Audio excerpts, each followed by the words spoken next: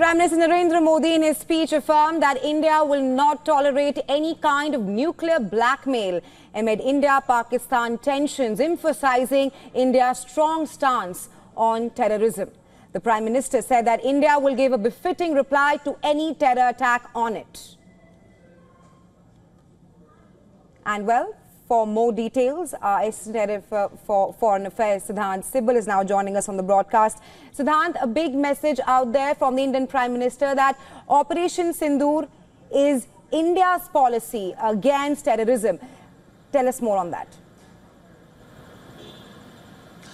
Well, I would say this was a landmark speech in many ways. The Indian Prime Minister has set a new policy on Pakistan, something that was very different from the previous policy. Not only the policy from 2014 till 2025 before the terror attack, but also a policy vastly different pre-2014 as well. I'm talking about both the Modi administration and the previous Manmohan Singh administration and other administrations as well, because this is a very strong policy, I would say, in many senses. Not only the threshold and the red line has been increased, but a new normal has been set in many ways. First, of course, is that India will not distinguish between terrorist and establishment. That is India saying that they're equating terrorists with the Pakistani leadership.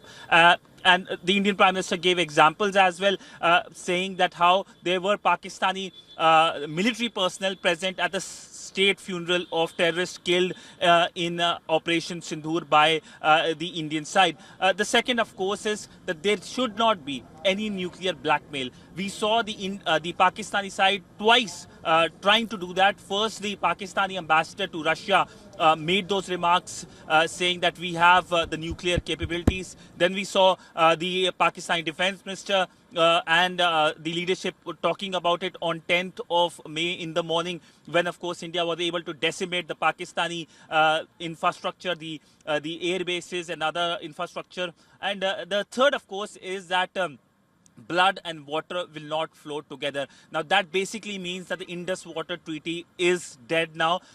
The word, of course, used by the Indian side is in abeyance, but remember that it is now a new normal in terms of that the Indus Water Treaty does not exist. India has the full right to all the rivers that India has that passes through Indian territory. And essentially, other than these three key basic points, I would say the focus, of course, was to the international community in terms of terrorism, that India has zero tolerance policy and India will strike in Pakistan at its own choosing, at the time it chooses.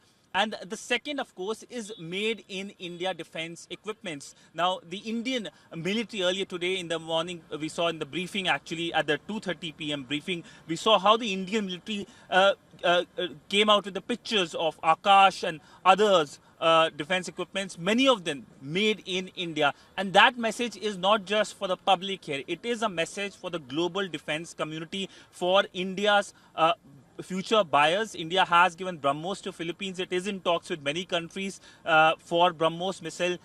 It is de facto testing essentially in a conflict time. So this is something that India is bound to talk about in boardrooms, in various countries where there is keenness to buy that. And also, I would say something that the Indian Prime Minister hasn't mentioned, but it's an observation that everyone will agree on, is that how the Chinese missiles and the Turkish drones failed. Now, there have been talk about usage of Turkish drone and a lot of, I would say, good PR by the Turkish defense industry, by the lobbies. These visuals are going to haunt them forever. These visuals are going to haunt the Chinese defense industry as well. So it is a multi-pronged messaging by the Indian side to the international community.